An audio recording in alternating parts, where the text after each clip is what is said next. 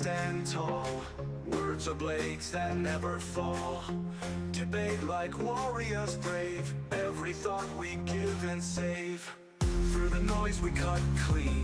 Spirited minds sharp and keen. With a spark that lights the night. Join us in this epic fight. Welcome to the Spartan arena, where minds clash and thoughts gleam. In the heat of every word, truth and insight will be heard.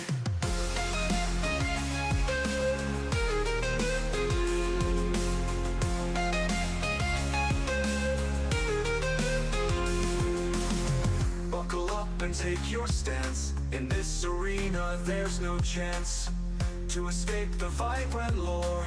Dive in deep and search for more. From heartfelt talks to fierce debates, we explore what fate creates. Side by side we seek the light.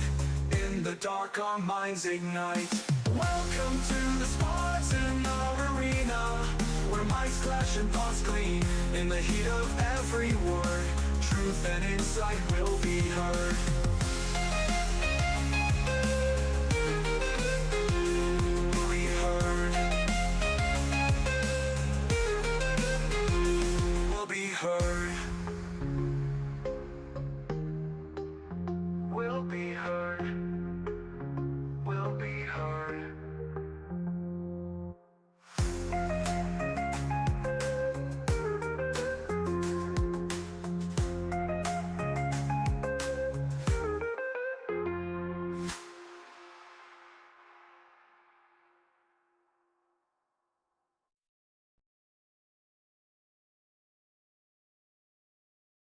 In the ring, we stand tall. Words of blades that never fall. Debate like warriors brave.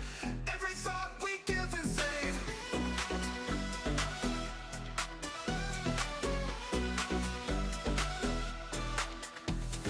In the ring, we stand tall. Words of blades that never fall. Debate like warriors brave.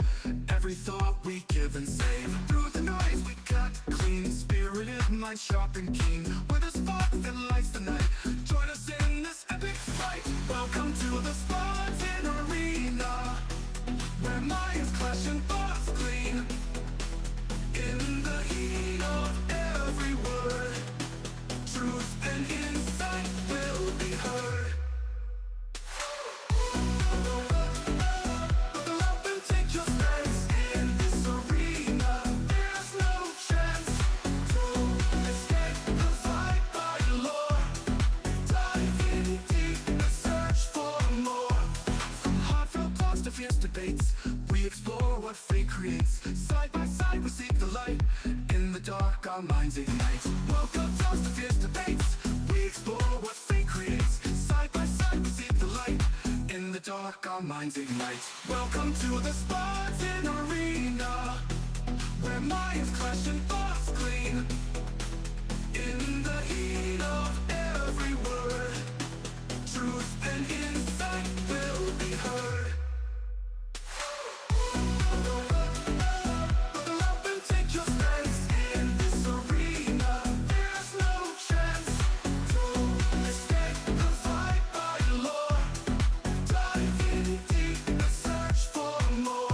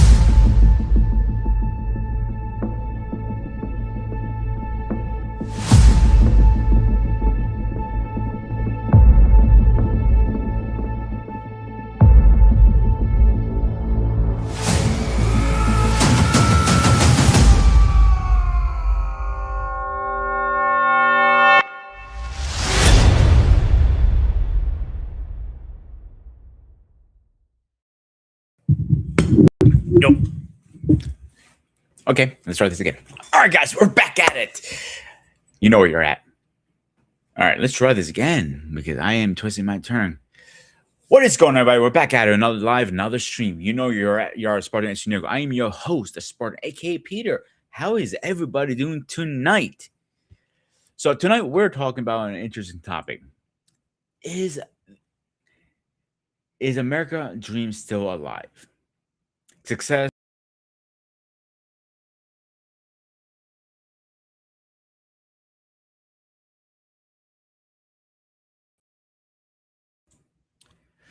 All right, let's try this again. My computer is acting stupid already, and I gotta fix some of this stuff here really fast. So this topic is Americans is the American dream still alive? The success, the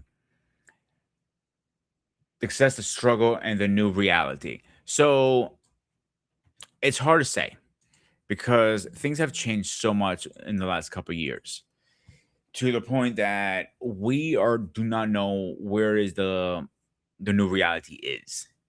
But before I get into it, let's get my partner in here. Partner of crime from the other side of the world. We're talking about my buddy, UK. Yeah, get that shit. You know the fucking rules. No, it's not that, Peter. I was talking to my other half whilst you're thingamajiggy. Why are you out of breath? Eh? Why are you out of breath? Hey, shut up for a minute. The reason I was out of breath, if you read my message, if you read of any of my message, you would have understood. I've been busy, bro. Sorry. Yeah, I put it in the back chat as well. All right, let me see what you say here. Not here. Oops, my bad. Yeah? I had to take a bin bag down the stairs. And because of this weather and the food that was in it, it kind of got maggots in it. And I'm terrified of maggots. They started to grow in it, and I literally had to get rid of it as fast as possible. And my whole kitchen started to smell, so I had to get rid of it as fast as possible. So Are I'm out of you breath. okay? First of all, When you were when you brought me up, I didn't think you were bringing me up. And I was talking to Nikki, yeah? And I didn't even notice, okay? And she was talking to me other bits and pieces. Then, literally, as soon as I heard your voice call my name, I turned around and saw you, and I was like, "Oh shit! I have to get rid of my smoke." I didn't realize you were going to pull me up. my bad. Yeah? Sorry about that. Sorry. So anyway, But how if you you'd been, bro? noticed, I was Seriously. facing that way before you called my name. Yeah. Don't tell your wife to shut up. By the way, Eh? don't tell your wife to shut up. That's not nice. I was telling her to shut up because I was trying to answer you and also answer her at the same time, and I couldn't hear two people. But seriously, Sorry, dude, I'm how you just so been? tired and I'm just stressed because that fucking literally that made me near enough rich. That smell, it was so bad. No, I get it. But okay, so you're from a different part of the world. From what you have seen over the from your side of the world, do you think the American dream is still alive? It could be. It Okay. could be if people better themselves over there than what they're framing doing right now. The American dream is still alive, yes, but it could be a lot better if people stop treating each other like shit. Then I'm not going to disagree one bit. So, sorry if I'm echoing or if you're echoing on my end. My No, you're headphone's good. broken, and I'm not put. I can't. I don't know where my other ones are. I've hardly used those ones. I've only worn them only a handful of times, and they're already broken. So, Greg, it's fine. Just take a deep breath, relax. sorry. I don't need you to have a heart attack on my stream. I'm like, beep, beep, beep, But yeah, beep. no, the American dream, from what I gather, is live free and screw all those who try and bring you down. So I would say the American dream is in a very dangerous state right now Yeah, because the way again I don't know how much you know from the UK here what's going on. Where the economy sucks right now completely. Not only the economy sucks, it's hitting everything. us. It literally, you're basically yes, your current economy sucks. It's just started sucking. Yes, it's probably sucked over the years. Ours has just got worse. Ours has just got a hell of a lot worse. How? Well, do you remember me telling you about Rachel Thieves of Rachel Reeves, the fucking crow face fucking bitch. Anyway, my dad is literally this far from losing his job because of the That's not tax good. they are fucking shoving straight up. Yeah. No, I'll give you an example why I think the American dream is not definitely with our current administration as president. In again, not say I vote for him and I'm gonna hate him. None of that. He's cutting funds. Yeah, you can take your camera off. It's fine. So, he's cutting a lot of funds. The one fund he's cutting, I disagree, and we talked about this recently on a show about school. He's trying to cut a fund with what's called Kickstart. Kickstart is a program that kids go into before daycare. I mean, Yeah. before daycare. I'm sorry. Before uh kindergarten, like a preschool almost, Yeah. and it teaches them life skills and stuff like that. So that's a he's trying to cut that down, and I disagree with that because not only a lot of people are going to lose their jobs, including my girlfriend, Yeah. and not only it's a program that we use very much, and like that's why I'm thinking like the American Dream it is struggling right now. It's very Yeah. struggling, but we do have a comment here. Hang on a second, I want to read this out loud. A lot of Americans are moving around between state overseas. So much happening since COVID. Not disagreeing with that. And it's a demonstration, but the cycle repeats, but don't know where when we were recovering from. And she has a good point. Mariana has a very good point. So when COVID happened, a lot of people were in limbo, and they're still in limbo. It's because the this administration and COVID has screwed shit up for us big Yeah. time. Yeah. Yeah. Totally great. Yeah. So let's start where it is. Again, I don't want to get too much. I don't. You guys know I don't talk about politics. Hello I to the just guy in want the to keep chat. to the Sorry. job fact of it. No, I'm no. sorry, Greg. I know I was saying hi to the person in the chat. He said evening, everyone. So I said hi to the person in the chat. Yeah. Just So carry on. I'm not gonna blame. I don't want to talk about the administration as much, but what I will talk about is the job market. The job market is horrible in the United States right now, Greg. I don't know if you know It's that. worse in the United Kingdom It's worse because everywhere. basically the government have literally hacked the literally hiked the crap out of the tax formation. The employers cannot employ their employees. They are struggling to pay them even at minimum wage. Okay, because of the tax on their employees, on each employee that they have. Hence why I said that my dad is literally so close to losing his job, and my brother works the same job, and my brother's the same way. They are What did so close to what losing did their they job. do for a living? Well, I call them lorries in the UK or trucks in the UK, but you guys would call them semis, Okay, he's a CDL driver. HGV driver in the UK, Yeah, or CDL. LGV. That's what I call it here. LGV. Yeah, I know it's LGV, long goods vehicle. Yeah. So CDL is not struggling here. I'll give you that because it's because CDL is a way to transport goods and stuff like that. So you still need those drivers. It is struggling. It used to be a lot of programs out there. Like if you got a job, let's say at FedEx or Walmart, Amazon, and maybe not Amazon, Walgreens, those big companies, Yeah. and you work yourself up the ladder, they will pay you to go to school. So those are a lot harder to find out these days. Well, as you know, I already want to move to the United States. I want to get my family and my friends out the UK. Yeah, you already know this. And you Okay. mentioned this multiple times. Yeah, I know. I would love to become a semi driver over there, right? Main reasons?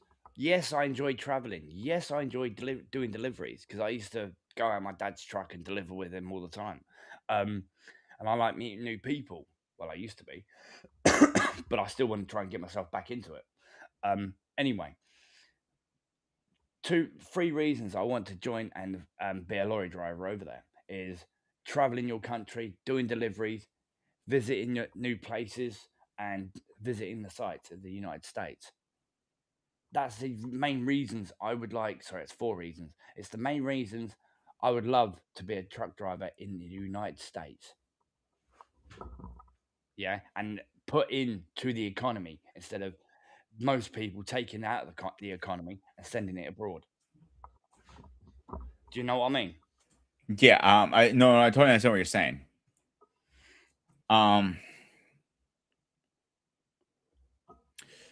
Semi driving is different from UK and here, so I want you to keep that in mind.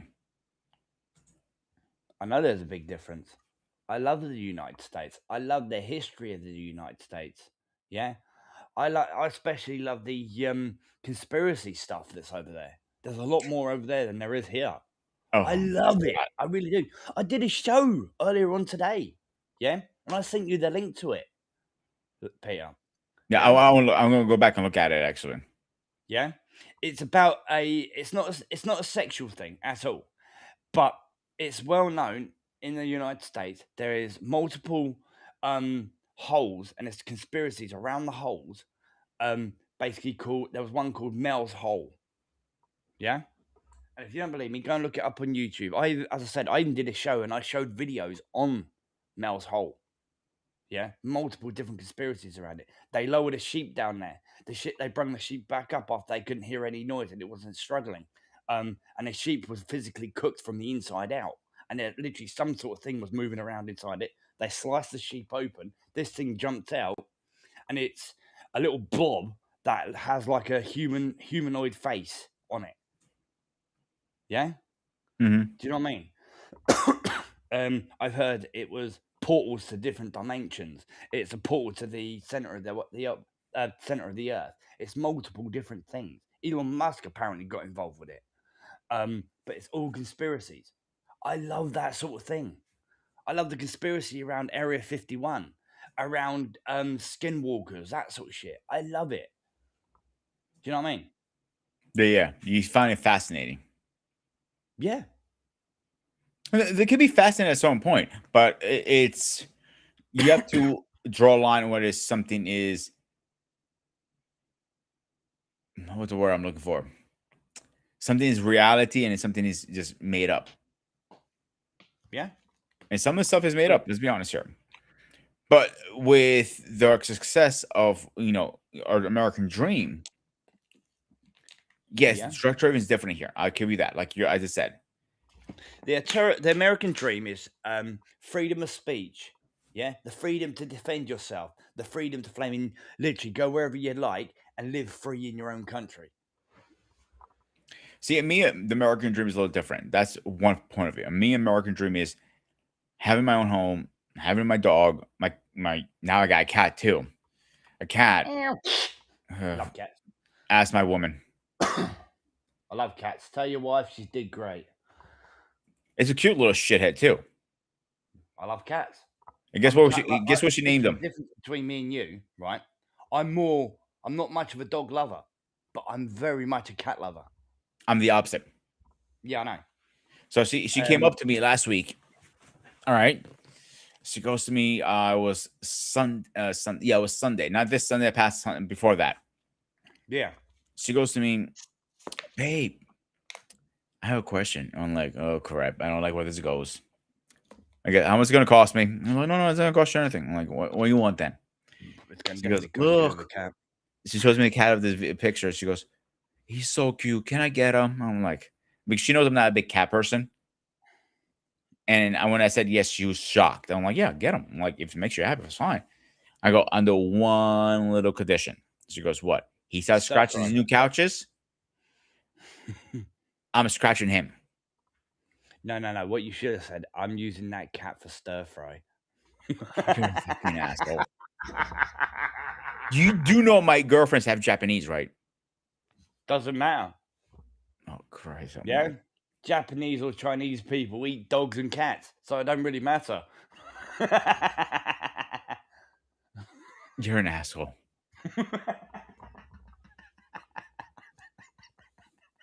You lucky she's not watching this because she's in bed because she has to be up early for work. But you know what I'm like. I will make a joke out of if I see I can make a joke out of something, I will do it. You know that already. Yeah. Oh my God. You've known me for Well, over a anyways, year now, dude. seriously, I want to say to the topic, dude. So the dream that to me the dream is like having the house, your animals, your woman, the kids, all that stuff. Yeah. But I feel like that's dying out. The old school dream. Mhm. Yeah.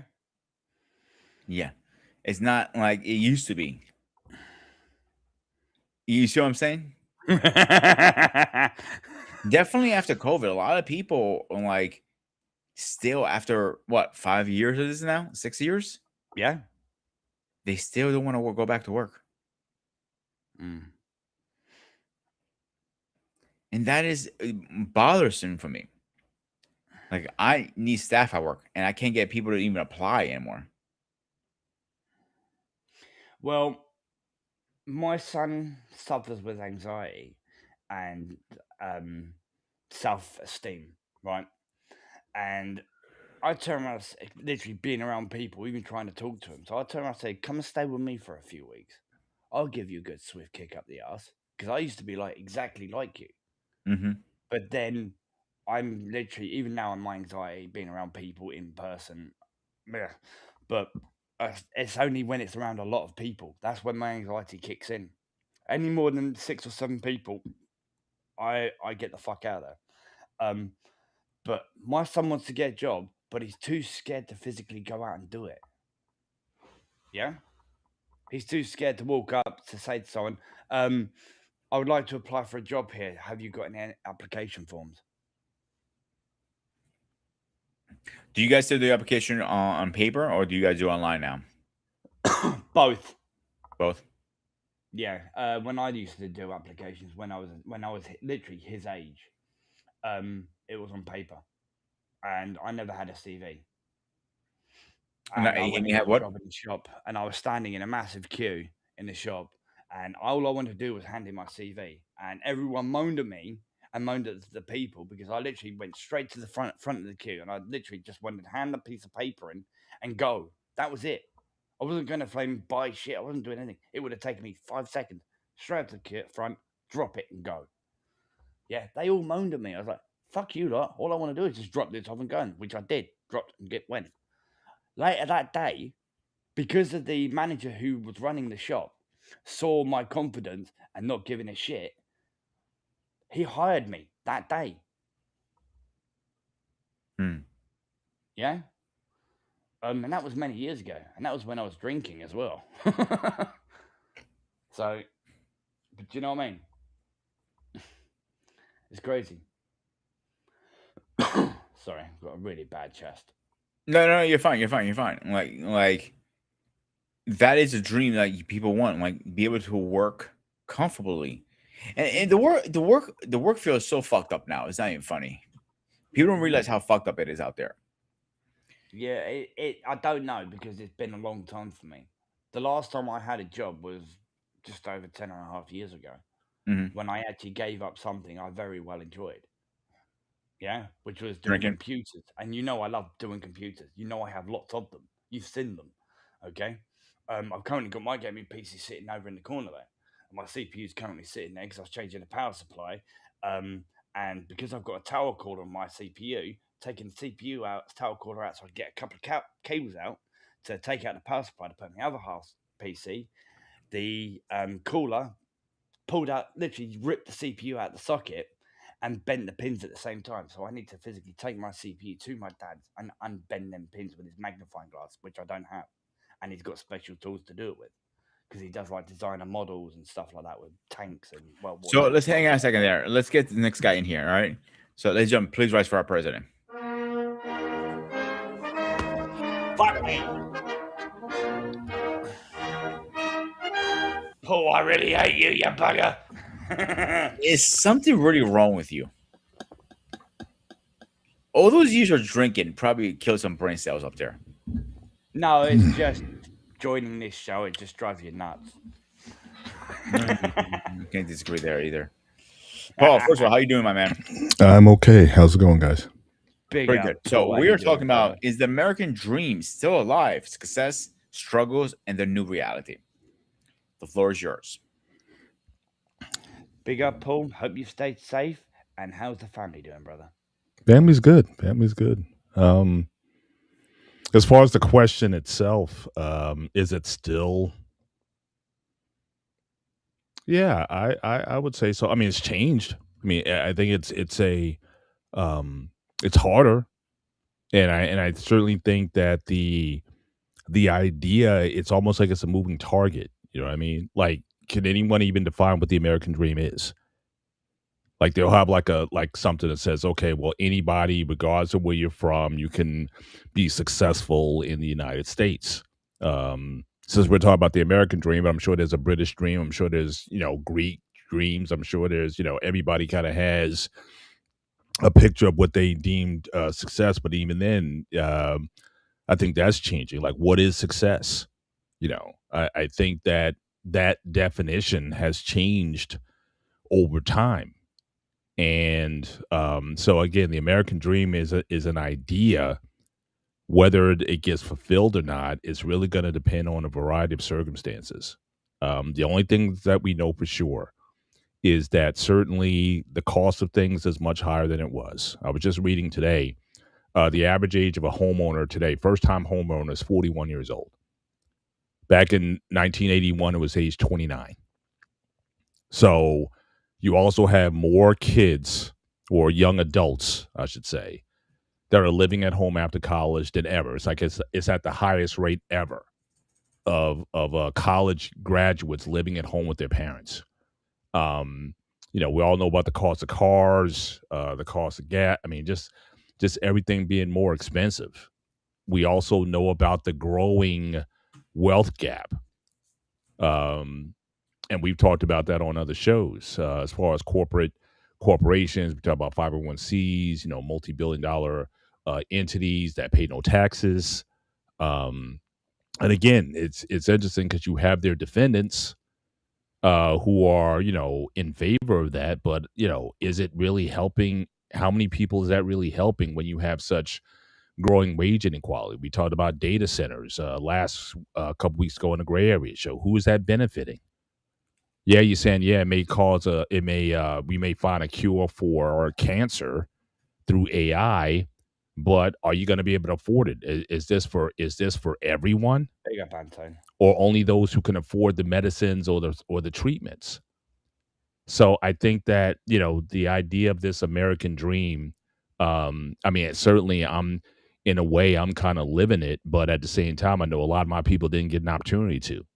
If the country was founded in 1776, well, you had to go to 1965 before African Americans were freed from slavery. So the American dream wasn't for us. And then you had another 90 years of Jim Crow after that. A lot of us were excluded from that. And so, again, the American dream for who? The whole concept. I was just reading today that the whole idea of the American dream. What's up, Anton? Was that it really came into popularity in 1931, which I found interesting because that was 2 years after the stock market crash of 1921.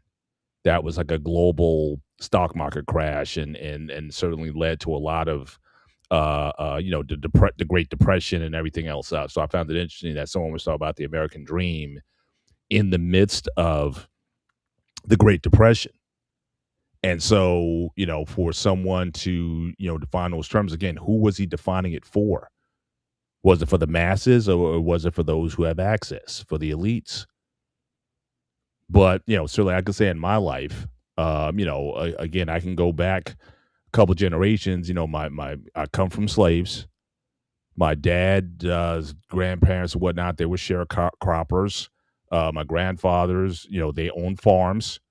My dad worked in industry, in auto plants and assembly line plants.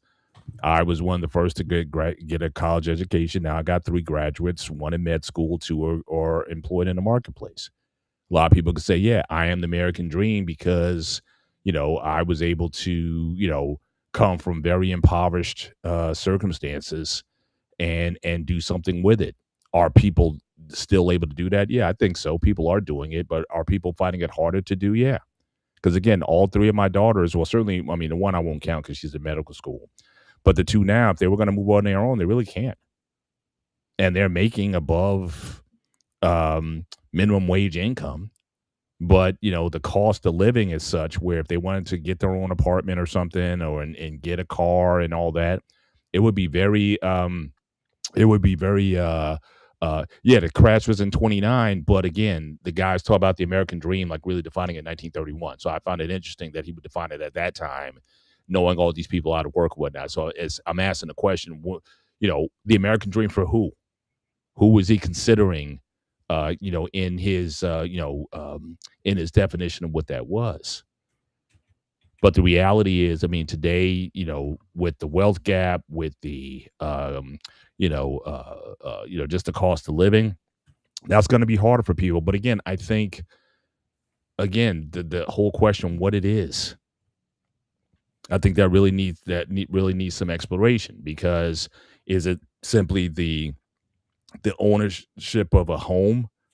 Like some people say, American dream is owning a home, having a couple cars, and have some retirement savings, and maybe take a vacation, 1 or 2 vacations a year.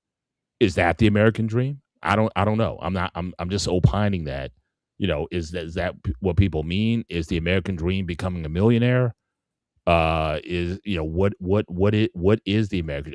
It in a way, it's almost like like I said, it's an idea, and it's a powerful idea, and certainly people have certainly benefited from that. But on the other side, it almost feels like it's sort of like a Ponzi scheme. Hmm.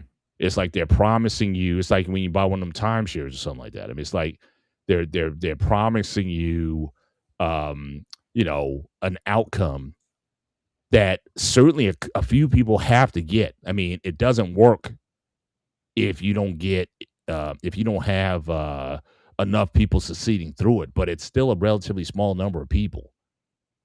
But those are the people who get amplified, right? I mean, the rags to riches story, the Horatio Alger story, those who really, um, um, really have gone things. And I'm getting there, Anton. I'm kind of building a narrative here. The idea that you have uh, I just lost my train of thought. Um, this idea that you have these people who succeed, right? And these people are like pushed to the hilt, whether it be athletes, entertainers. Again, you're still talking about a small fraction of the population. We talk about sports, right? Those who play professional football. From high school to college is like 1 to 2% who make it to a D1 program. From there, 1 to 2% of them make it to the NFL. But those are the ones who we push. Those are the ones we put out in front. Those are the guys on the Wheaties boxes. So we say, yeah, and these people came from poverty, but now they're in this situation. Well, they were also genetically gifted and blessed with talents and abilities that the majority of the population doesn't have. So we're always sort of putting out in front of you success, success, success. But again, the number of people who are actually successful. We put up actors, entertainers, and whatnot, but how many? We put up Michael Jackson. How many wannabe Michael Jacksons are out there? How many wannabe actors and actresses are out there? Millions. Most people don't make it. Most people are living 9 to 5. Most people are living paycheck to paycheck. That's just the reality for most. But is that the American dream? And again, based on standard of living, what are you comparing it to? You travel outside the country, then yeah. I mean, you can certainly have an understanding that, yeah, you have a lot of things in America that you don't see elsewhere. And those are things that, that hopefully that gives you a perspective to appreciate what you have here. And certainly with some application, you can, achieve some things. But, so I'm kind of long stroking here. But so I think part of this conversation has to be, what is the American dream? And if it's just an idea, then I think you have more times than not, people are like sort of grasping for straws in terms of, yeah, I'm looking for something, but there's nothing there. It's almost like back in the day when they had that gold rush, when America expanded westward. You had all these people trying to go out west because they said there's gold in the West.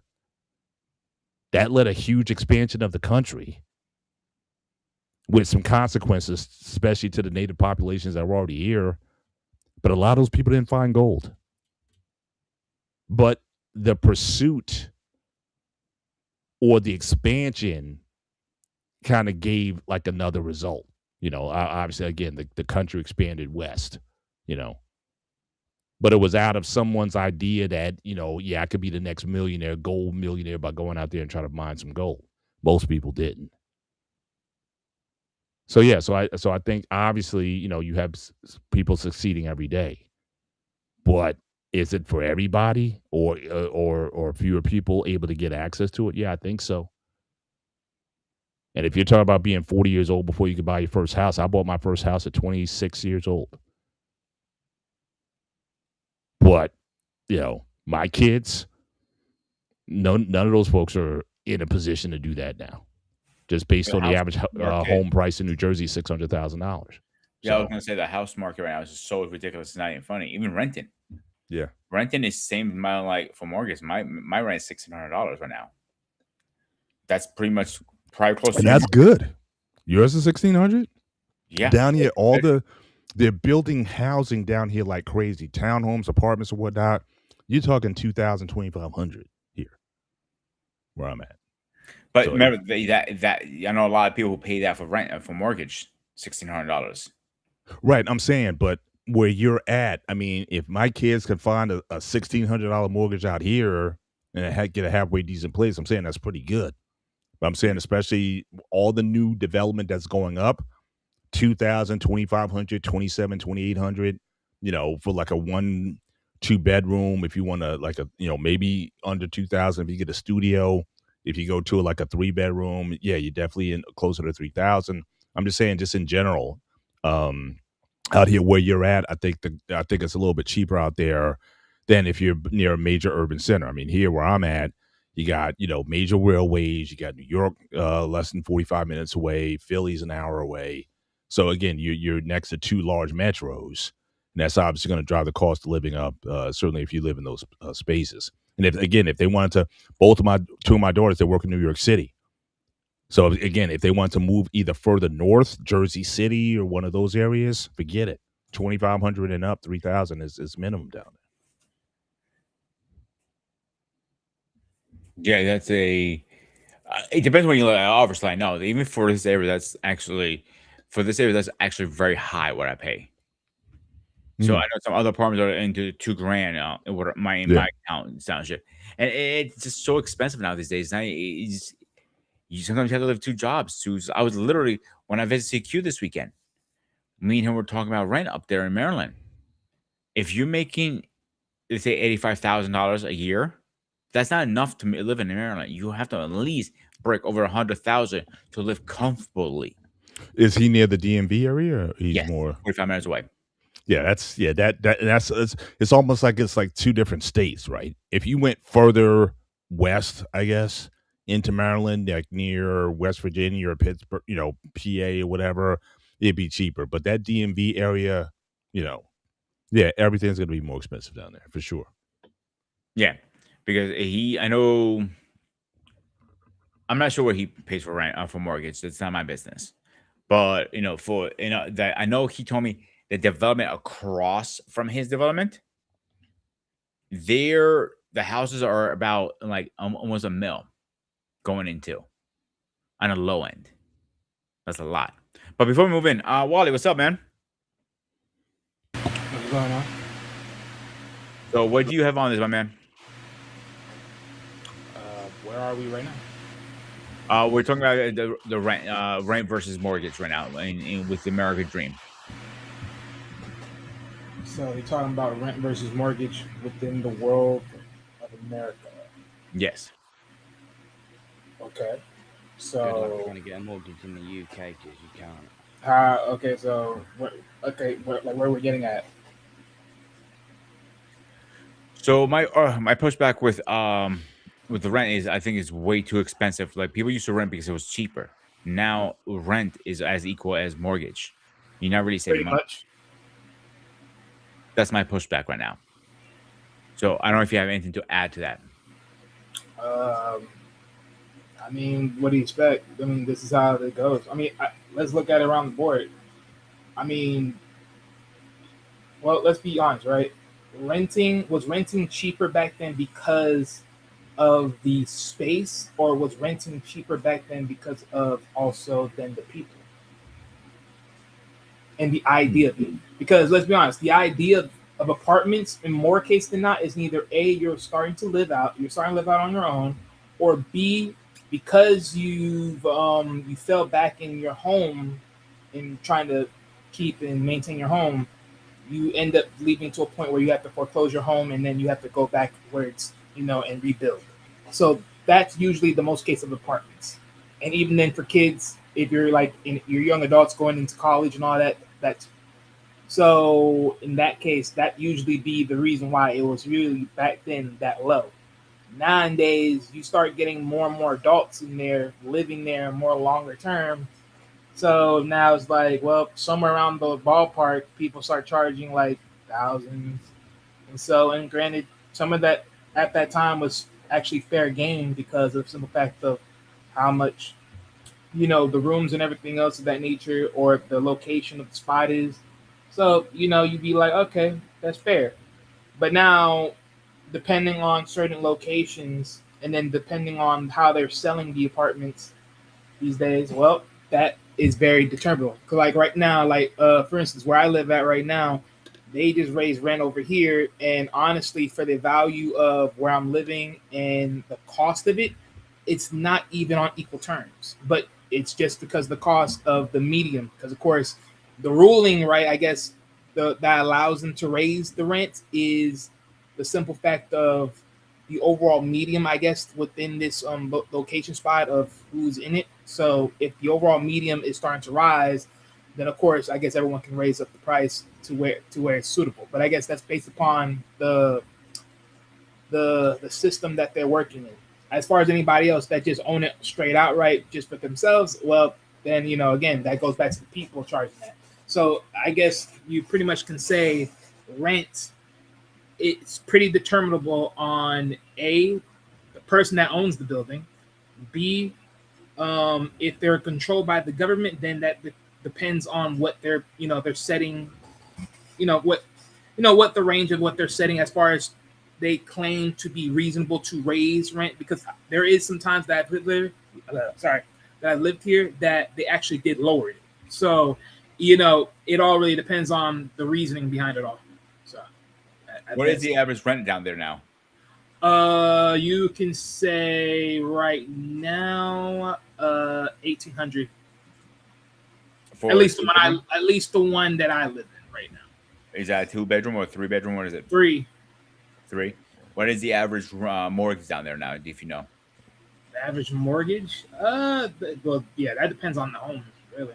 Yeah, of course. I can't really say an average, so it just depends on. Well, it's pretty hard to even try to buy a home in the UK because the Home Office, you're kind of getting where I'm going with that.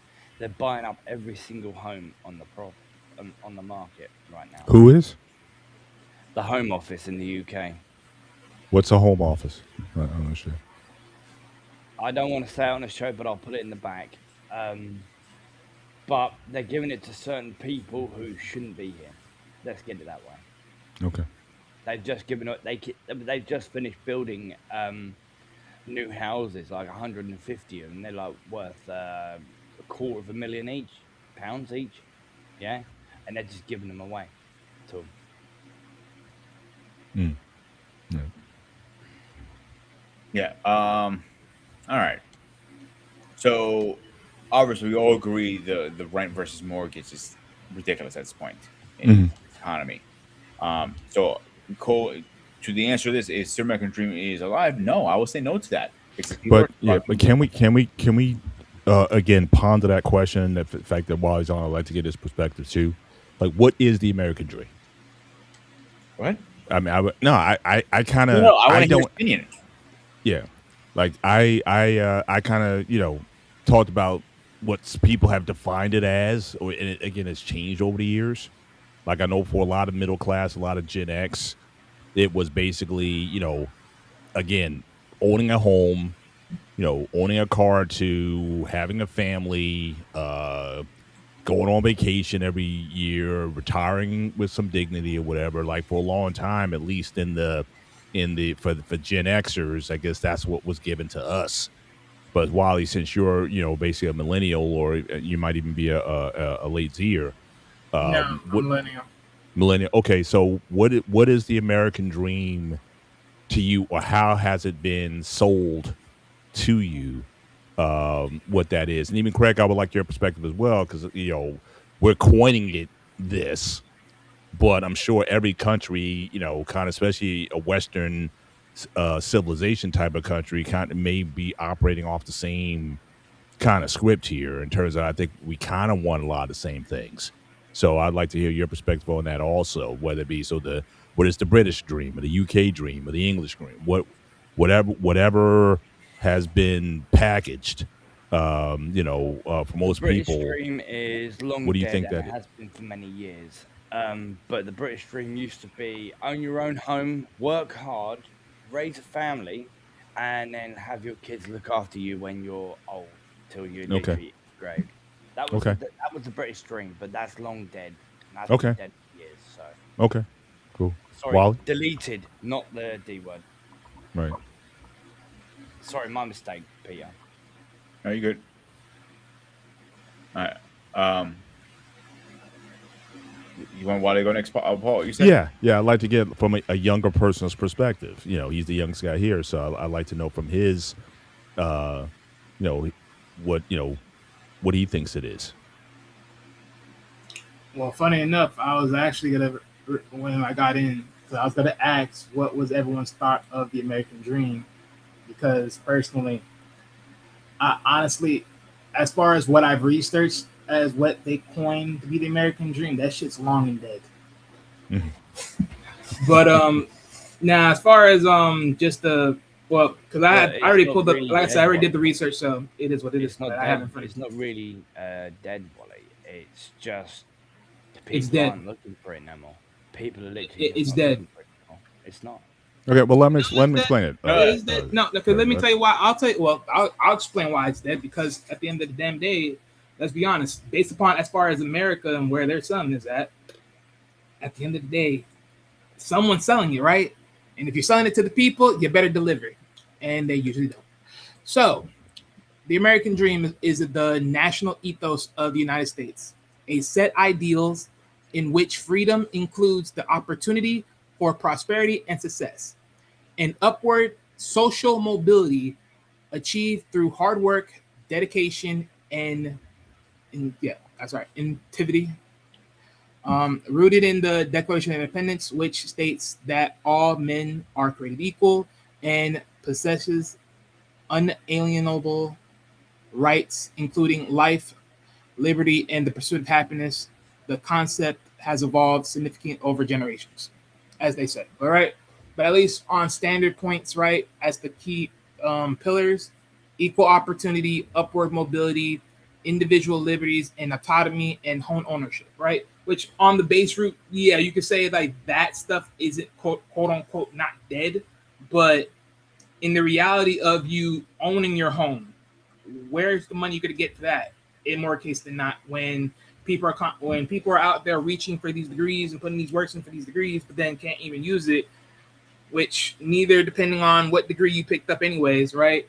However, or you can't find work based upon the degree you picked up, then because I look at all these and I just be like, if someone sold that epiphany of this, then you would have it in place. You would have something in place to where people can actually grasp that opportunity, which, in my opinion, is just my point.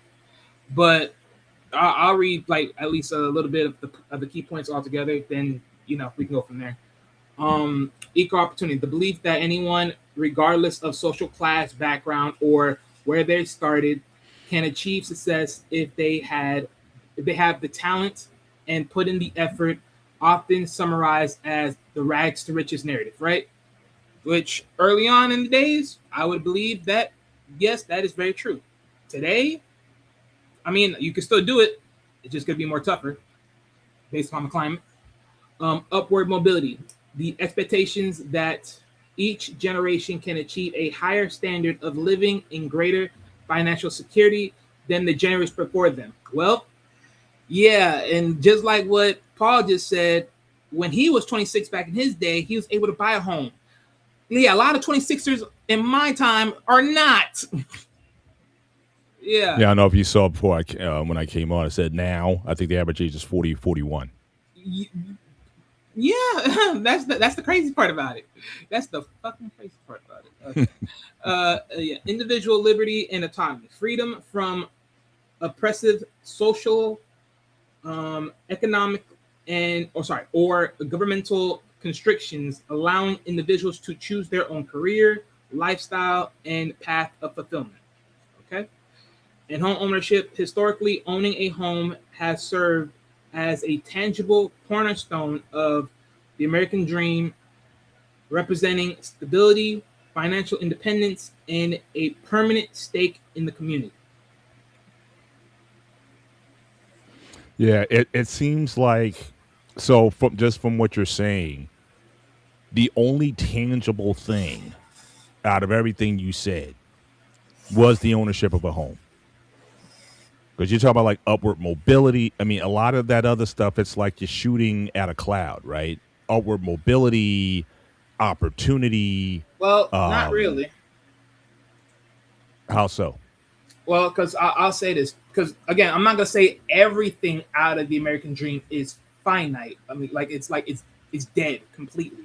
No, But what, what I what am, I'm saying, no. well, What I'm, yeah, yeah.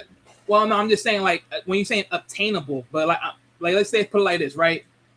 Every one of us lived in a different state, correct? But every state has a certain threshold of what is needed to live comfortable and when it's needed to live to a point where you're just living in paradise per se, right?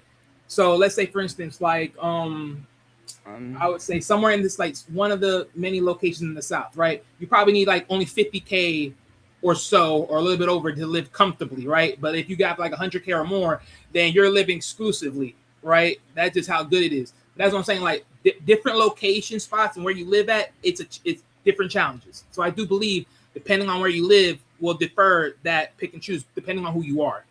So I think in that sense, we're being like critical across the board. Some may be easier for others than not, depending on the circumstances. So I wouldn't ultimately put that under. Wally, I got a question for you. Go ahead. What is your definition of the American dream? What is your definition of it? My personal definition, Yeah. I don't have no personal definition for the American dream because the American dream is not. I don't think about the American dream because I think about my dream. Okay. Same question to Paul. But wait, before Paul goes, if I had to put a spin on it, if I had to put a spin on it, here's my definition. Here's my definition. The American dream would be this for me, where everyone in the country that serves it one way or another through the amounts of work that you do, because again, we do pay taxes, right? And technically taxes goes back into the country if it does not, right? My American dream is where people work, support the country by funding it through taxes, because that's what we do, and then which is bringing resources back into the country. So again, if I work in a country where I'm supporting, then which maintains the country's living livestock and everything else that goes along with it, right? That eventually, when there is crisis, that there should also be support. So basically, the American dream to me is I live in a country where I serve it, but at the same time, it also serves me. Okay. Paul?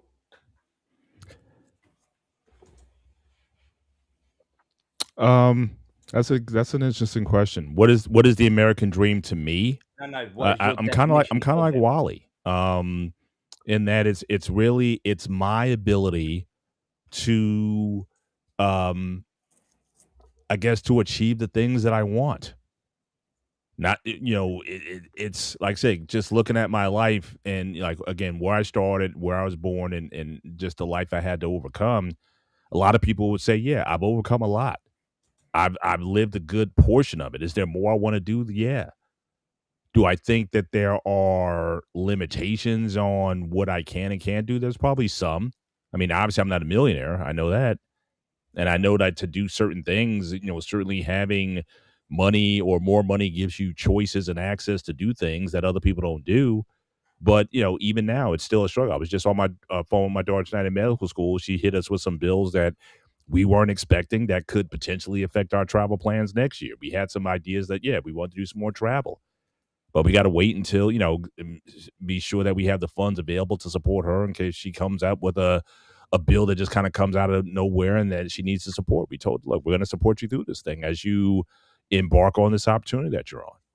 Okay. So I think that the idea of if I was going to hone on something, the idea of the pursuit of happiness, which again is going to differ for a lot of different people, but it's the idea of putting yourself in position to pursue those things that give you purpose, to pursue those things that give you a sense of accomplishment, not for yourself, but also for the benefit of others. Again, my wife and I, we both come from humble beginnings.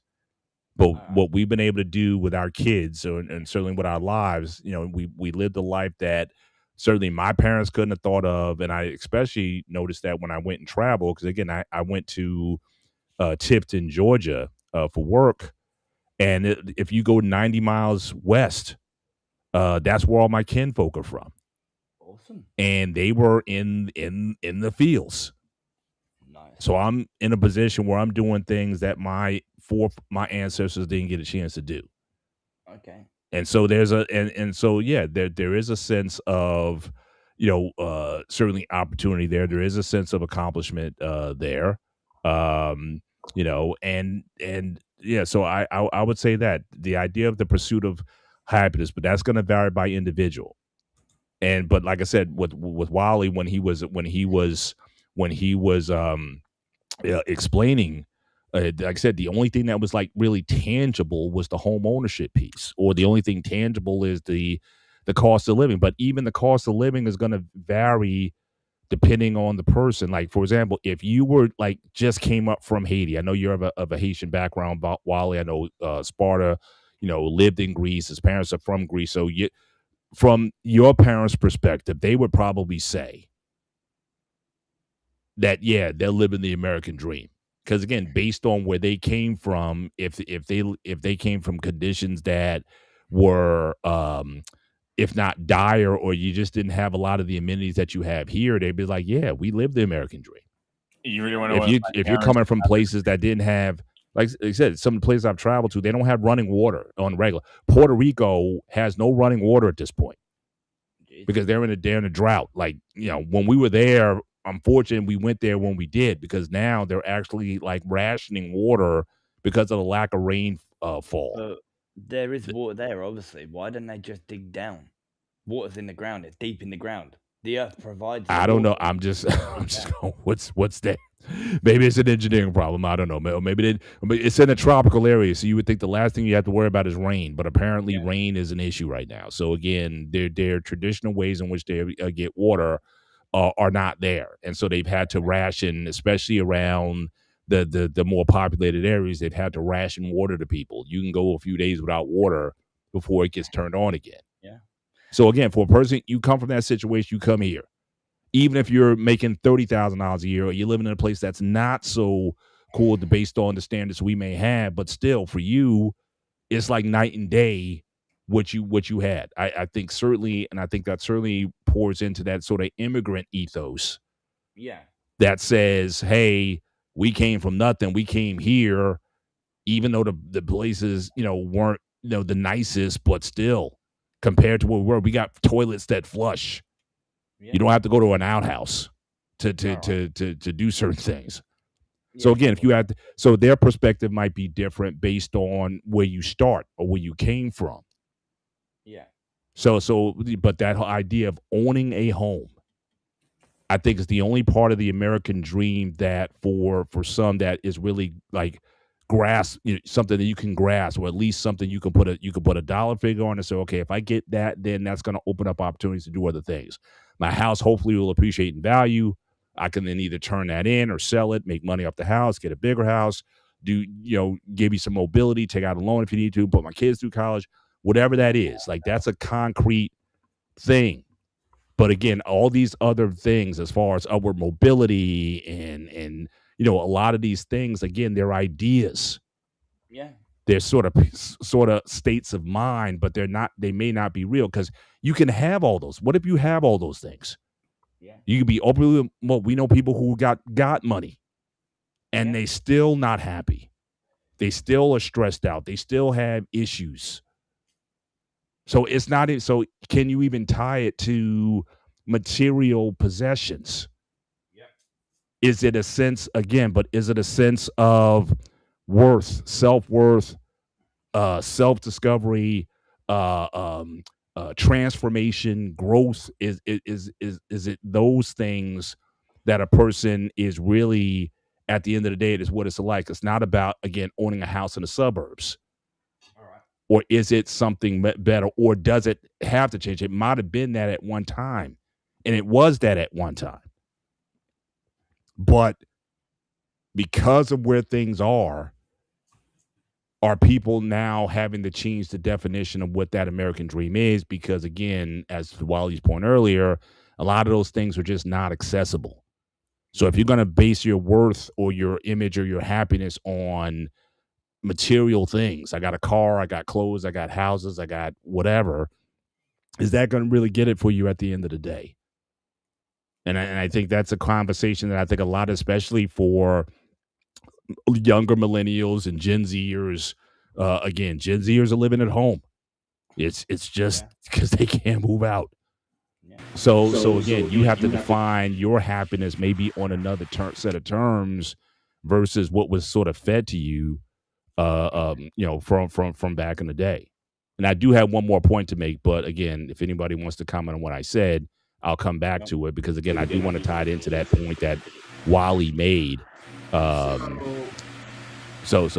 yeah, if you want to chime in, go ahead. Well, yeah, I just want to. question. Captain Greybeard on the panel. Yeah, what's your definition of the American dream? So I'll give you two different definitions, mine and my father's. My father's definition was to work yourself to death. Dang. Simple as that. Most Greeks think you work your ass to death and you have no life, no quality of life. Mine is a little different. Mine is, yes, I'm going to work hard. I'm going to play hard. Because I also believe, listen, we'll live now. When the time comes for me to be put on the ground, I'm not taking that money with me. No. When I enjoy my labor of love now. The house, the dog, the woman, all that still. But like Paul said, it's hard to have those dreams come true now these days. Yep. Because most houses are 500, 600, 7,000. A lot of people can't afford those mortgages. Mine? The average person who makes, a decent salary, that 55 to 60,000 a year, that's not a lot of money now these days. If you're not making 85,000 and over, you're going to be struggling. That answer your question, Greg? Yeah. Well, you had something to say before? Yeah. So Paul. So to your question, what was you asking again on that one? The definition. What's the definition? What is your definition? No, I think he gave of the it. I American think he gave his. I don't think I was asking I all already your heard your questions. question. I already heard your question, Craig. I'm talking about what Paul was alluding to. Yeah, I don't know if I asked you I think you answered it because I started out asking you, kind of what that means for like a millennial or for a younger person. As far as like the American dream part. Yeah, but the only time I was making, like I yeah. said, when you were going through the explanations, Mhm. like I said, the only thing that was like material was the home.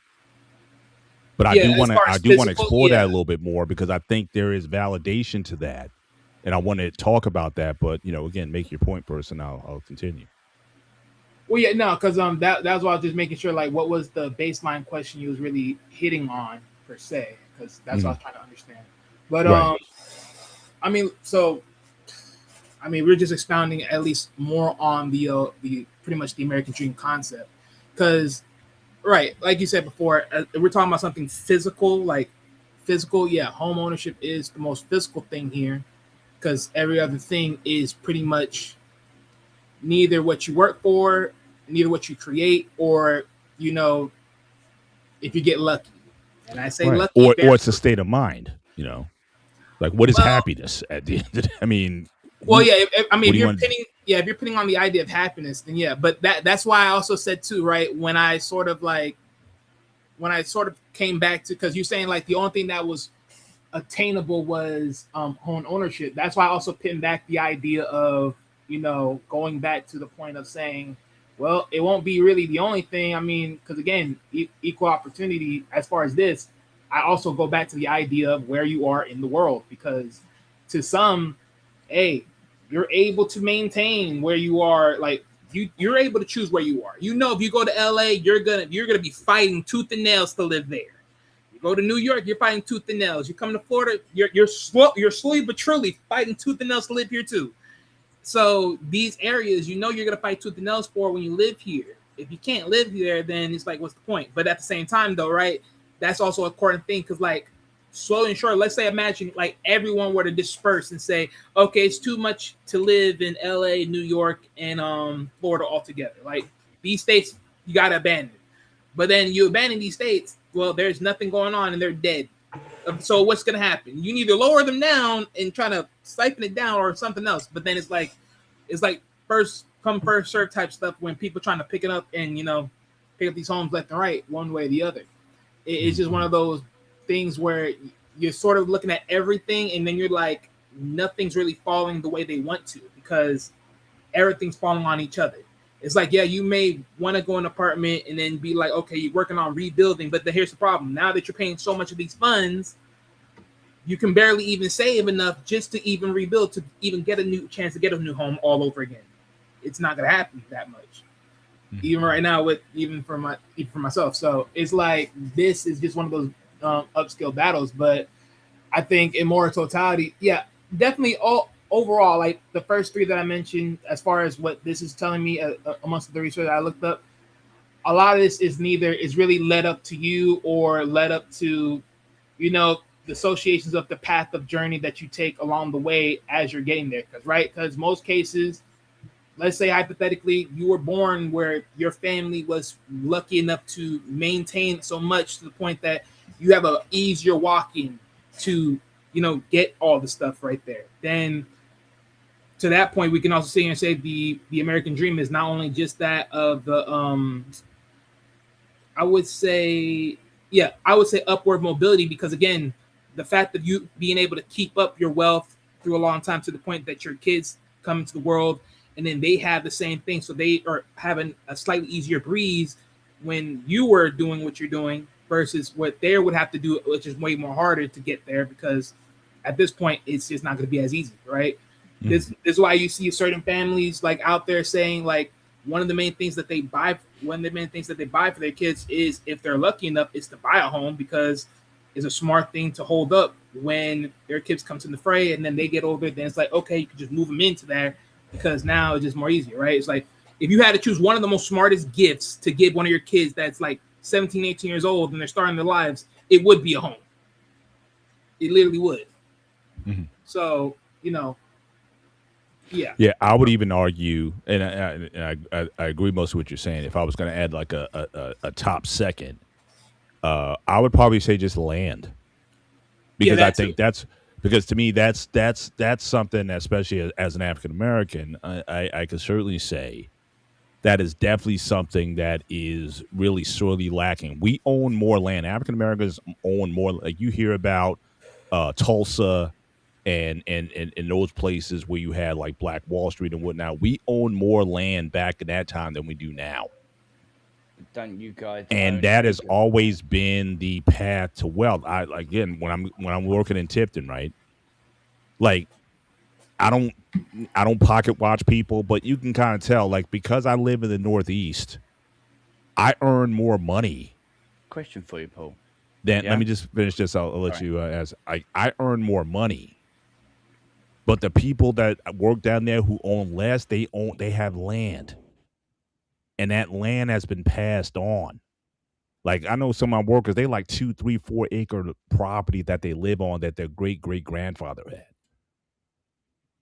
And so even when I'm down there, I don't talk, I wouldn't talk about it anyway, but it's not even about the money that you make, it seems like, right? It's like when you talk about going from having money to having wealth, a lot of that is really going to be tied to land. And so if you're not in that business, I mean, I think that's really what's setting us apart from other people's land ownership, not just home ownership, is sorely lacking. In fact, we might own more homes than we own land outside of the home that we live on.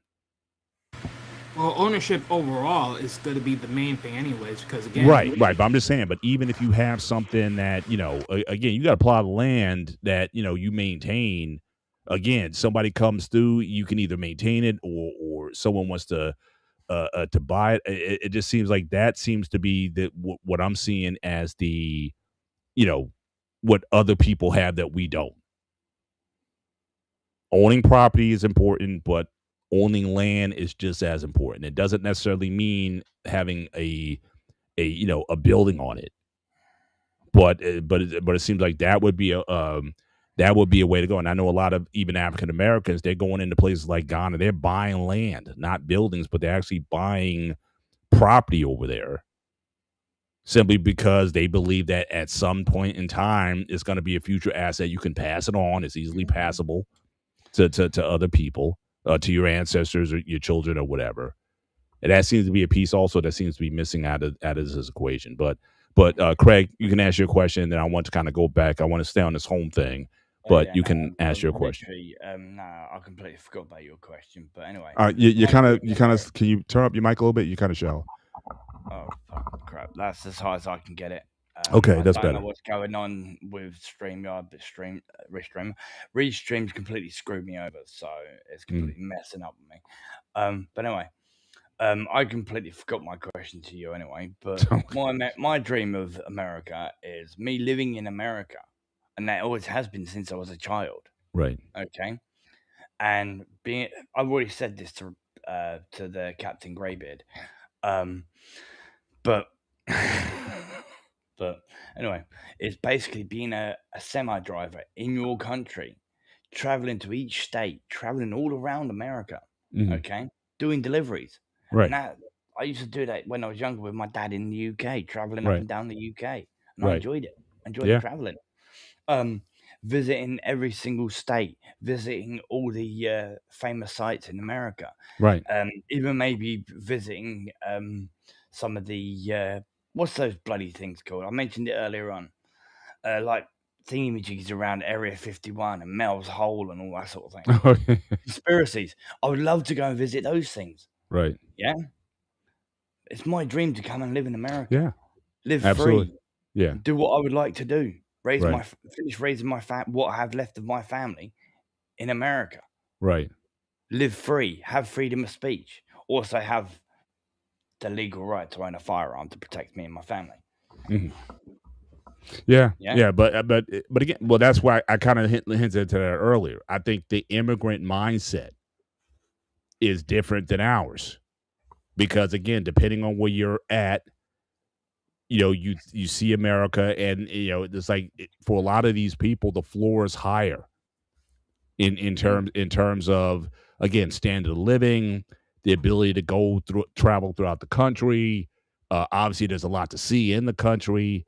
Again, I assume you appreciate Second Amendment rights. It's also the history of your country. I love it. Right. Even though we beat y'all, learn the history of your country. We beat y'all, so I don't care.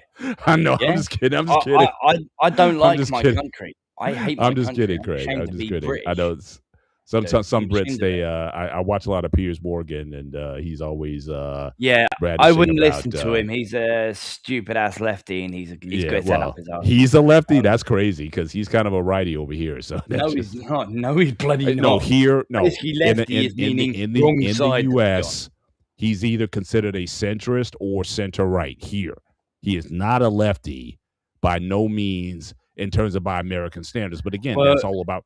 But again, it's about perspective. It's about the views. It's about what's there. You know what I mean? So again, that's what I'm saying. Coming from another country. The reason I'm saying he's a lefty, dude, right, is, do you remember Tommy Robinson? Yeah, you were talking about him last week. Yeah. Yeah. Well, Piers Morgan actually hates him, and Piers Morgan wants these people that are coming here in this country. He doesn't think that they're doing anything wrong, even though the crime rate in the UK has gone straight through the roof ever since they came to this country. Mm. Yeah, he doesn't think that they're doing anything wrong. So yes, he is a lefty. So that's how you're defining whether he's lefty or righty based Yeah. on that. Well, like I said, I mean, that could be one view, but again, a lot of his views, especially on America, a lot of people would say maybe might be a centrist, he might be center right, but again, this is not a political discussion, so I've never we don't have watched to. his views on America, but I've Yeah, only we don't watched his have to, views. I've watched him many, many times. Okay, and I've Right. watched his views in the United Kingdom, and they are. Well, yeah, I mean, absolutely I watch a lot of at least several shows a week, so I'm kind of familiar with what he is and what he stands for and what he's about, and I'm telling you from an American perspective, so he in would be America, it might considered be a opposite center right. compared to what we have over here. Maybe, So. maybe. But I want to go back to this idea of, again, we talk about American dream, whatnot, and Yeah. like that home thing. Because again, and I've mentioned this before, and I think it gets lost, but I think really people really need to nail this. That the idea of the American dream, or at least the modern version of it, like I said, to own a home, to have a good job, to be able to travel and whatnot, a lot of that was actually fabricated by the country after World War II. Again, there were some major initiatives made to support the 7 million soldiers that came back from World War II. Yeah. You had the establishment of FHA that allowed GIs to buy a home. You also had the GI Bill that allowed them to get an education so they can increase their standard of living. So you could buy a home. You had FHA. Right. And then they had jobs, ample jobs. Because, again, that was a big boom in America after the war. All those war factories went back to being manufacturing companies. So, again, the generation that my dad grew up in, you had, the GI Bill. Yeah, you had these initiatives in place that built essentially the middle class. Prior to World War II, there really wasn't a middle class. Oh, I've spoken to many Americans, and they were like, well, if you ever come to America, you can get this, you can get this, you can get this all for free, and the government literally will pay for it all. And I'm like, well, I don't want anything from the government. When I come to the US, I would like to literally have the money from myself, from the United Kingdom, right? And move to the United States so that I could buy myself a truck, a home that I can have my family in, right? Into the country. I'm not there to take from your country or what your country can give me. I want to give into your country. Mm-hmm. Do you know what I mean? I don't want any of this free shit. I don't want them to pay for a driving license for me to be a truck driver. I don't want them to give me money to buy a flaming house. Well, who's paying? Well, no one's paying for your driver's license. No, I've had people tell me this sort of shit. Well, no, that's not true. That's not true. So again, I mean, you gotta pay for your own. You gotta yeah, get but I your mean, own. obviously, I mean, I think No, I'm just Anton saying, if they mentioned it say, like, to earlier. come to the country, There have like, for been sanctuary and stuff like that because of my country, what it's going through. Because apparently the doors are open for British people if they need sanctuary and getting out of the UK because of the problems here. Yeah. well, I've heard multiple different things about it. Well, And I'm like, again, I'd rather yeah. go down the right route and actually give the money into the country instead of taking the money from the country. Mm. You know what I Well, mean? I'd again, rather go I don't know what you've heard, but again, certainly things like, I mean, obviously there are things that are paid for in this country. I think Anton mentioned earlier, because of the Great Depression, that opened the way to the New Deal, and that's your welfare, your Social Security, your welfare, all that came out of the New Deal that helped bring the country out of the Great Depression. And what I just mentioned, you had all those acts that came after World War II that built the middle class of the country. Oh, yeah. So it took government intervention in order to bring the country out from a war-drained economy, a depressed economy, to the state where it is now. And so again, that for a lot of people of that generation. Okay. And again, if you ask the question back then, how much was a home back in 1950 or something like that? was like $10,000, $12,000 to buy a home. Oh yeah, it was Compared like to now, where it's like over $600,000 to buy a home. Sorry, 60s and 70s to buy a home in the UK. It was like $6,000. Right, but I'm just saying. But that period of time where the government actually came in and did some things that stimulated the economy. You also back then you also had a 90% income tax on the upper 1%. That was when the government actually gave a flying fuck about that you guys paid for a lot of you talk about the roadway system, the roadway system that you want to drive from one end of the country to another. That came when the tax rate was 90%. Yeah. As I said, So what I'm saying is all those things had a period of time where they worked. And I'm saying since the 80s, it has gotten harder for people because of, again, wages have not kept up. The cost of things, the cost of homes, the cost of living, the wealth and the wealth gaps and inequality. Again, the model doesn't work anymore, but I'm saying, but the model worked at a particular time when the government decided to invest in its people. Yeah. And for most people in this country, people are still struggling with, again, things, healthcare. Now, again, I don't know what you consider the healthcare system of UK or a lot of these European countries or what have you. But all I know here, our healthcare system, you may think our healthcare system is great. A lot of people are going broke over here because of the private healthcare system. I know you guys have to pay for your healthcare, and even if you don't have like Medicaid, whatever the fuck it's called, but Medicare, there's two things. There's Medicare and it's Medicaid. Thousands for an operation, hundreds of thousands for an operation, or whatever it is over there. But over here, if you're going public hospital, whatever, for an operation, you've got a thing called NHS, okay, where you don't have to pay shit. But what they do is you've got a thing called a national insurance number, and literally, when you're working or even on benefits, the money gets paid to your national insurance number, and they take it out of that. Fuck knows how much money is in my national insurance number, but they take the money from that. Yeah, that's basically another version of insurance, right? So, but it's still for the average person here. Again, the cost of a hospital stay here, the cost of an aspirin here is ridiculous.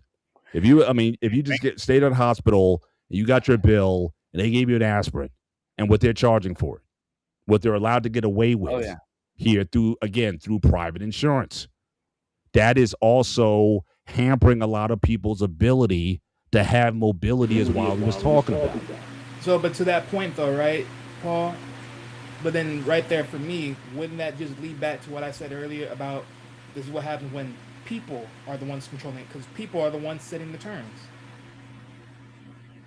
And that's my thing that I say, like, this idea where we're in a world, or in this case, within a country, and yet people know what the price of living is and how things are going, and yet you're telling me you're going to charge me this for this little thing that you had to give me for this. That's what I'm saying. This is just dumbfounded, completely. It's completely dumbfounded. Like I like in all totalities. Like I do believe that there should be, like, since we're speaking on healthcare, right?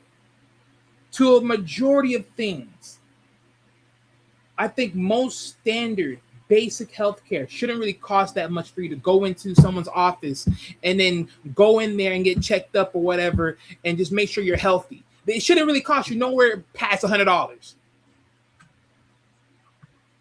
So why do I need insurance for that? Why do I need insurance to go talk to somebody?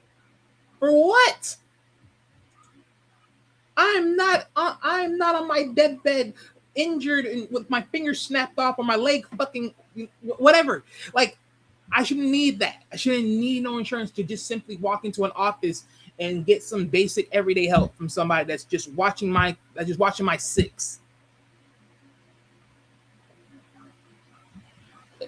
I think that just really a thing. So to that point, it's the fact that if God forbid, like, oh, I have a sore or something, and someone tells me, oh yeah, you're gonna get antibiotics, but the only way for me to get antibiotics, because they don't sell it in natural everyday stores per se, that's gonna help this. I have to go into someone's office to get that, or a hospital, whatever the case may be, a clinic, whatever. But for something that small, just for a certain thing that I just need help in, that's ultimately, I wouldn't say not dire, but still just to get rid of it ASAP, you're gonna sit here and tell me, oh yeah, here's your bill, $1,000. Like what? Well, yeah, hey, it would be cheaper if you had insurance. What the hell? I need insurance. This is the biggest robbery. That's what I'm saying. Like to all of this, that's what I'm saying. For me, originally, before we broke down any examples or anything, that's why I said the American dream is a joke. Yeah. Hey, Pete, you want to show that comment from Disgrace 29? This is to capitalize his idea. Propaganda continued exploitation of the working class under the capitalistic model. Yeah, I think that I think a lot of that is true. I mean, it's everyone has this sense of America again, especially again, and I'm not saying it didn't work for people or it doesn't still work now. Like there are people who are literally willing to risk their lives to come here. I recognize that, and certainly the circumstances that they're coming from, where they're coming from, are dire. And yeah, I can understand why someone would want to take the risk, whether or not you want to say it's a like I said, it's a scheme or it's a scheme or whatever. But a lot of people are willing to take that risk. And while not everyone, certainly a few people become successful in terms of income here, but still, it's still better than where you were at. So if you live in a neighborhood where you got people living communally, it's still better than where you were. So again, a lot of that is going to be perspective. Someone will take that risk because you know that just certain places where you're at in the world, if you travel at all, you're going to realize there's no upside here. There's absolutely no upside. Like there's no upward trajectory. And so again, I think that certainly traveling, I certainly think gives you that perspective. If you get a chance to certainly travel outside the country and see how people live, I hope that it does give you some inspiration to come back and say, maybe I haven't exhausted all my options. Yeah, I know it's harder here, but I got to apply myself in some other capacity. So I'm not saying that there's no mobility here. There's no opportunity to change your income bracket from one to the next here. There is. But again, the floor for a lot of people that would take would take a lot of people out doesn't exist in other countries. And again, the fact that you have these this wealth gap I keep coming back to, where you got trillionaires now. Literally people who are worth trillions of dollars. I mean, how is that? And then you ask them to pay a 10% increase in their taxes, and it's like, oh no, we can't do that. I mean, make that make sense to the common person. Like I said, what built most of the infrastructure of this country, you had a 90% upper tax bracket. I think it was like if you made over 400,000 or your first million or something like that, it went up there. It was like a progressive. Once you hit a certain threshold, you were taxed like the 90% over that, but still, you're still rich. So and when I guess our America's going to grow and wake up to that, but it's interesting. You got these people who don't have a nickel to their name, who will still defend the Elon Musks or the Jeff Bezos and their $20 million yachts that are just sitting there. They just buy them. They don't even use them. They just sit them there so they can get a tax break of some kind. But yet people have got them sold at, these other people want to take away your American dream. And it's like the American dream really wasn't for you. It really wasn't. It wasn't something that you were supposed to succeed in. In fact, many of these, as to the point that was made, a lot of capitalism depends on most people not making it. and so but that's the I guess the power or the effect of the American dream, the way it's pitched, the way it's sold. But it's, to me, it's the same thing as you could be the next millionaire, play lotto, right? Today's jackpot is $500 million. And the thing that always got me as well, guys, I never understood the psychology. Think about the psychology of this. Anytime that the lotto goes up to like these insane numbers, more people play. Like, I never got that. Like, if the lottery was like 10 million, it's not like if you hit the lottery, it's not like 10 million wouldn't change your life in a drastic way. But I just find it interesting when it gets like to 100, 200, 300, 400, 500 million dollars. I used to see lines like outside of the liquor store or the supermarket, people in line to buy lotto tickets. It's like I never understand. It's not like your chances of winning have increased by the number of people playing. But I never understood that mentality. But again, the way they sell it, people are after something that they know it's like one in, I don't know, with the millions of odds to hit the lottery, right? They say you're more likely to be struck by lightning than hitting the lottery. That doesn't stop people from playing everything. I just don't get that most of the time. But No, I totally agree with you. But a lot of people will start playing like crazy, and 99.9% of people are not going to win. It's only 1%. yeah, You got better chances of getting struck by lightning, getting run over a car or whatever, versus winning that. I think this that goes under the American dream. Oh, I'm going to win big one day. And like, no, you're not, really, buddy. yeah. Like once in a while, I'll play a little scratch off just for kicks and giggles, like the dollar ones. And out of $10, if I put in, I may be lucky to get maybe $5 out of that if I'm very lucky, and that's rare. I got a better chance of winning in the casino than winning lottery or anything like that. You got more chance. You do have better chances at the casino. Mm-hmm. Do you gamble at all, Paul, or no?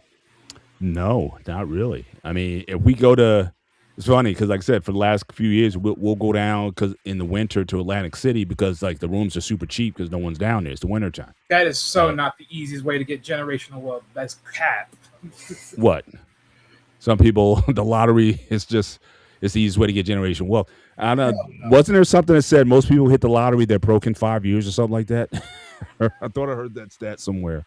Yeah. I know one of the stats is when you win the lottery. Let's say you win like 1.5 whatever it is. Everybody that you stop talking to over the years are all of a sudden come back in your life. Oh, sure. And they're asking like, okay, can you do this? Can I get this? I'm like, no, dude, no. Nah, I absolutely, totally. I totally agree with that. And again, people, hands out. And that's how a lot of people go broke because they want to help this person and that person or whatever.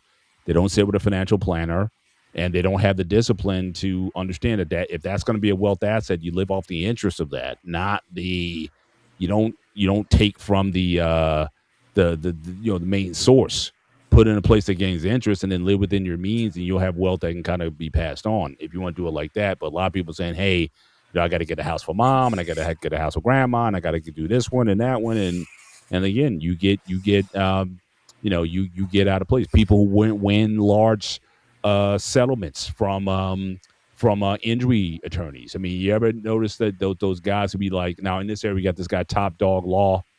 He be talking, this rapper, right?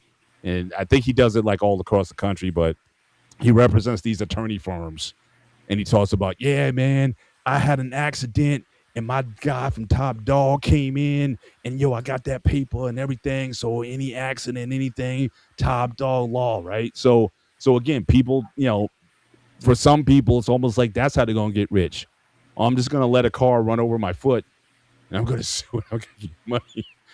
that's going to be my way out. I'm going to get compensated for an injury claim or settlement or something. I mean, again, people's ideas of how to get there is suspect. But I did want to go back to the as far as the point about again the FHA and those things. Now I find it interesting too because there was a lot of racism with that FHA, for example, right? In that certain developers who took advantage of FHA, so basically it was government funding that not only was allowed you to take money, but it also funded developers. And a lot of those developers had conditions that they could not sell homes to black people. If you look up Levittown, New York, just look it up on YouTube. Levittown. Yeah, you're doing too many of those commercials. They're hilarious. I gotta laugh. I know this one lady, she got offended because I laughed at it because they're like ridiculous, right? So you just gotta laugh at it. But in any event, but yeah, look up the history of Levittown, New York, and the racism of that. They built hundreds, if not thousands, of homes. They literally built a town, Levittown, after the developer. I think his name was Levitt, and he had a policy. No renting to black people with the government's permission. So again, you talk about barriers to wealth. Again, imagine if more of us owned homes in the 40s and 50s and 60s when that stuff was going on. What would the prospects be, or what would we be passing on to our children today? So even institutionally, you had things in place that kept black people from participating in the American dream, in that they weren't allowed to buy homes. And we still even see it now. The cost of a home, if you're black and you're trying to sell a home versus if you're white and trying to sell a home, the price variance can vary up to like 30%. And this has been proven. This is actually, they've done tests. They've done like sting operations where they'll like take all the black pictures out of a home or whatever. And like, this is a white buyer, and just the cost, what they get for the home is higher if you're not black. That has been documented. And yes, Levittown, that's on Long Island. So this isn't the deep South. This isn't Dixie South that we're talking about. Levittown is on Long Island, New York. So yeah, so these ideas, again, the American dream for who? For a lot of us, we were excluded from that. Now, again, I can look at my life and say, yeah, compared to when my dad had a huge 2-family house that he was able to get after he was in, he didn't go to Korea, but he was in the military in the 50s, 52 to 54. He bought a house through FHA here. That 2-family house helped all my aunts and uncles move up here, and they established homes and got jobs and everything here while they were there. So I can almost make a case that he did more in his time with the FHA and obviously with the cost of a home than what I've been able to do now with mine. Now, unfortunately, he lost the house, but that was due to, a lot of family stuff a lot of family drama or whatever. But yeah, Long Island, New York. All that was going on then. So again, the American dream, again, is it insurmountable? I think you certainly have to measure temper your expectations. If you're talking about, well, I want to be a millionaire. Will there be millionaires? Yeah, there'll always be millionaires. But you're still talking about 1% of the population. 10% of the population makes an individual, if you're making over $100,000 a year, you're in the top 10% of wage earners. So again, your idea of the American dream, if you think that's bling and cars and houses like the rappers sold in the rap videos, or the NBA ballers, or the big people, then yeah, I think your dream could be a nightmare, because again, you're going to be very frustrated by the fact that, most people don't ball like that. The key word, most people don't, because a lot of young adults are coming up now thinking that is the ultimate goal. And they start spending money on like sneakers for like $300-400, buying all this stuff, and they can't afford it, and they're in debt beyond debt. Yeah. We did a show. Actually, I did a It's funny. We did a show on engagement rings on the Gray Area show a couple months back. Mhm. Remember that? Yeah. And again, it's funny because you had this guy. He did a video just recently on the essentially the death of the diamond industry, right? Like I talked about in our show, I talked about De Beers and all that stuff that they were talking about when they talked about, yeah, if you buy an engagement ring, it needs to be 2 months of your salary. That was all an ad campaign. There's no validation or truth to it whatsoever. De Beers also owned 60% of the diamond market back then.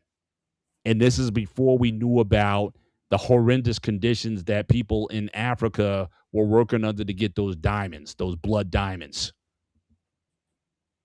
And they say the whole diamond industry is cratering right now. One, because you have people who are more socially conscious about the conditions by which to get those diamonds. And then the second thing is technology, because what's really growing now, you can make your own diamond or have your own diamond business for like $200,000. Because you can grow now, people can make synthetic diamonds. And for some people, they're saying, you know what?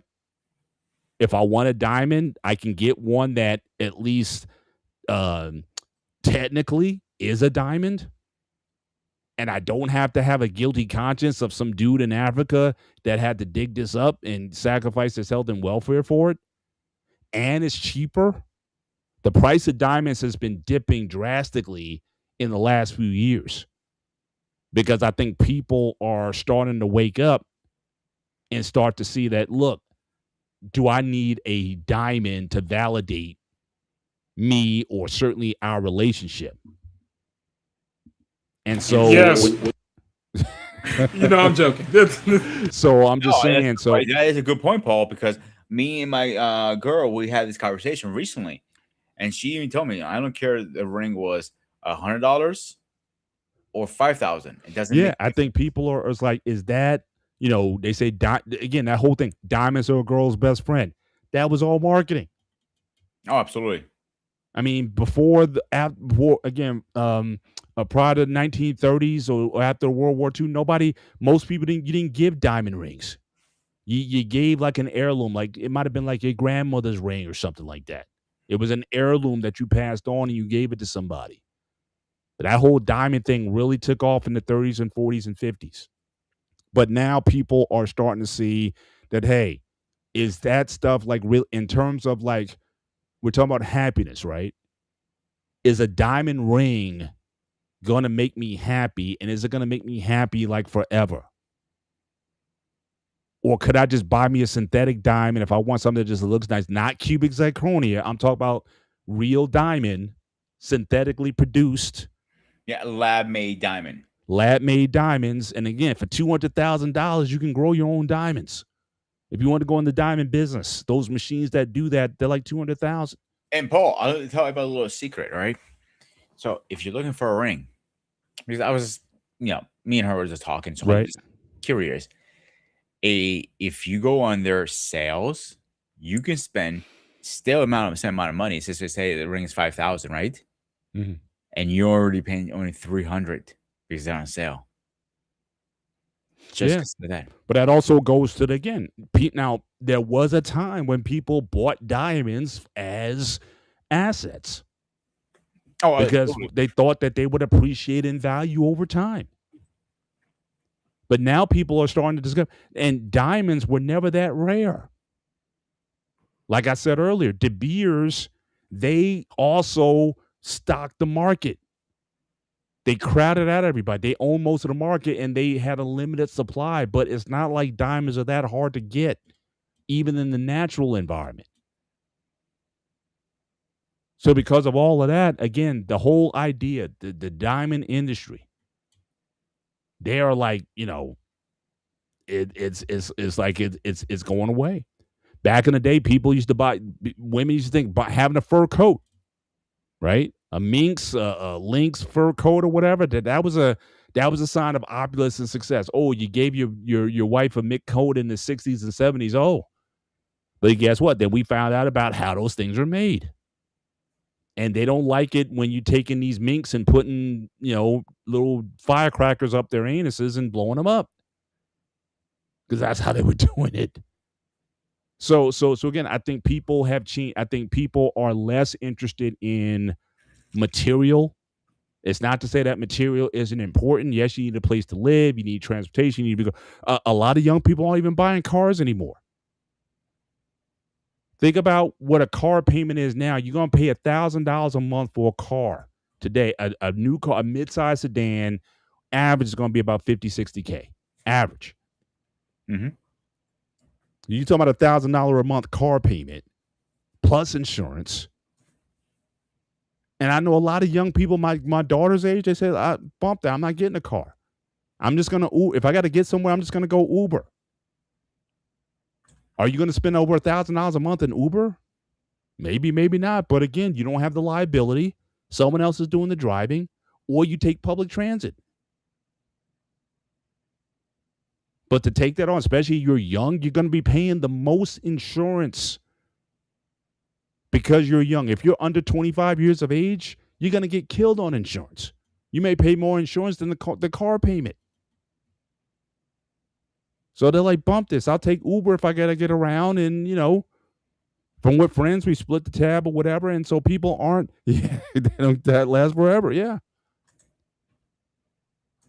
So I think that this whole idea of, again, the American dream, I think a positive, I think how people are defining the American dream, or certainly for Gen Zers, I think they're starting to figure out that there's certain things I would rather have experiences than possessions. I can live at home and maybe pay my parents or something. I pay them a few $100 a month or whatever. I would rather travel. I would rather go to the concert. I would rather go to Comic-Con than worry about owning a home. Says I got to wait till I'm 40 years old anyway. And for a lot of people to talk about owning a home for what? To have a family. Well, we did shows on that too. These young people aren't necessarily rushing to get married or have a ton of kids. If you get 1 or 2 kids, that's it. No one's having 3, 4, 5 kids anymore. So again, I think the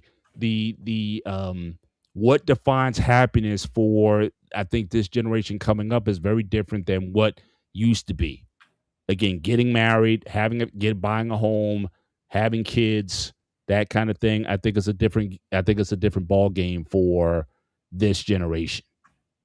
And so, so I think that, that change is certainly can give, I think, people a sense of, it's like, oh my gosh, it's so daunting. I have to have this and I have to have that to be happy. It's like, no, you don't. No, I agree with you. People are so militaristic these days. It's not even funny. But I think that's a good thing. I think that's changing. And the last thing I'll say, and we can even go into final points with this. I was going to ask that. Okay, cool. So I'll just finish this off. So I was kind of going there. I think I talked about earlier. At this point, again, more Gen Zers and even some millennials are living at home more than ever. We're at like the highest ever. And I almost kind of think that in a way that can almost be a good thing. Because one of the things that, again, for a lot of households, with the cost of living being the way it is, it may be better to live communally, multi-generationally. Other ethnic groups do this. Latinos, again, I live in a lot of half my neighborhood is Latino. And I can tell you that population is thriving because they're willing to live together 3, 4 generations in the same household. You go to work, your kids stay with grandma and grandpa. Gives them something to do, keeps them going instead of paying all this money for daycare. And I don't think it's a surprise why that population is the fastest growing in the country. even though they make the least. They make less per capita than African Americans do, but they're still making it work. And I'm saying that for a lot of African American households in particular, and any household, quite frankly, for that matter. If you can live at home, or maybe put all your resources. Now, again, my daughters, they kill each other if they were living together. They need to get out for a minute. I recognize that. But if you can, and maybe you guys may need to pitch in and get a bigger house, a multi-unit house. My wife, she was saying the other day, back in the day, her family, they had like a multi-unit. They have 4 or 5 families in there.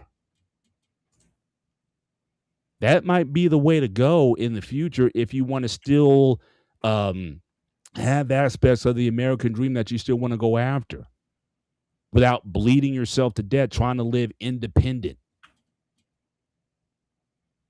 Multi-generational homes, less materialism. Don't put yourself in debt if you don't have to. Uber instead of buying. And take public transit.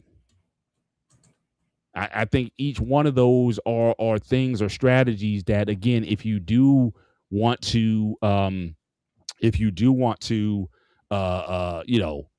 have some, potential or increase your potential for upward mobility, I think those are sound things to do. And I think certainly if people sit down at the table, everybody in the household sit together and be like, look, you're going to take grandpa's Social Security check and my checks and whatnot, and the kids now, y'all get jobs now, everyone's checks, and we're just going to make this thing work. I think that's a conversation that I think a lot of people need to have, and you may have some more lifetime benefits to it, closer families, closer culture, more cultural bonds, respect for the lineage and the grandparents and the aunties and those people. I think those are things that I think people are going to have to look at in the future if we really want to survive these times that are not going to get cheaper anytime soon. So I hope that we can get back to the sense of community living, that hopefully people can still find their way. But good conversation, and thanks for hosting it, Pete. No problem. That'll make your final thought, right, Paul? Yeah. Wally, you have anything? So for my final thoughts on the aspects of the American dream, and this is why I said it's sort of like it again. It's ultimately, all in all, the American dream was a fool's gold mentality, because again, this is based upon the dream presetted on America, meaning, right, everyone that lives in America, operates, in America, you should be able to, quote unquote, obtain this idealistical dream. But it's not really a thing, right? It's not ultimately really a thing, regardless on however you set the perimeters wrapped around this one way or the other. I mean, again, you can definitely see and say, to a lot of cases, it already depends on you as the person, how you're looking to live. But when there is no quote unquote balance, because again, in any country, no matter what, there's always gonna be someone that's always at the top. There's always gonna be someone in the middle. There's always gonna be someone close near the bottom. I say close near for a reason. But yet, to a point where, there's not a how would I say, a fair, balanced assessment amongst everybody, where you can sit here and say everyone wins. Yeah, you just go to show you that this is not an ideal thing, no matter how you look at it. Other than that, the only thing I did left out with this one, because they did speak, the notes that I had that I was speaking from, they did had an evolution / modern perspective, which only mainly hits on 2 parts, and that is economic realities and inclusivity. So those are pretty much just the main 2, but